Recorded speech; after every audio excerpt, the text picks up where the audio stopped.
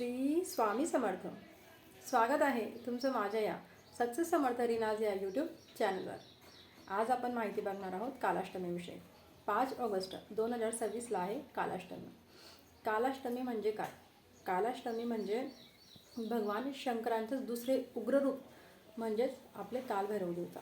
या दिवशी आपण त्या कालभैरव देवतांची पूजा करायला हवी व त्या दिवशी आपण कालाष्टमीच्या दिवशी उपवास देखील धरायला हवा.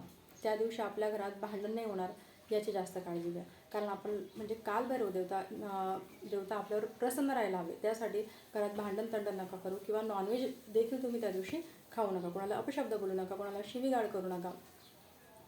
त्यानंतर तुम्ही कालभैरवाच्या मंदिरात जाऊन 4 वातींचा तुम्ही मोहरीचं तेल घालून दिवा देखील लावू शकता. आणि प्रदोष काळी तुम्ही कालभैरवाष्टक स्तोत्रम देखील 11 वेळा हे म्हणू शकता. कालभैरवाष्टक स्तोत्रम म्हटल्याने भरपूर असे फायदे. तर तुम्ही कालभैरवाष्टक स्तोत्रम देखील म्हणू शकता.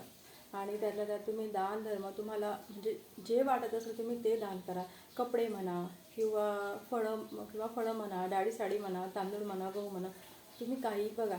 दानाला कुठलाच दिवस लागत नाही की तुम्ही दान तुम्ही ज्या दिवशी कराल तो दिवस श्रेष्ठ मी तरी म्हणेन. म्हणून दान तुम्ही भरभरून करा व कालभैरव देवतांची प्रसन्न म्हणजे तुमच्यावर जर कृपा असेल तर नक्कीच हे कार्य वगैरे करा.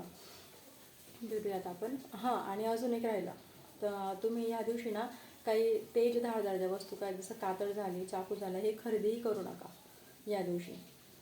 भेटूयात आपण पुढच्या व्हिडिओत. तोपर्यंत पुन्हा एकदा श्री स्वामी समर्थ.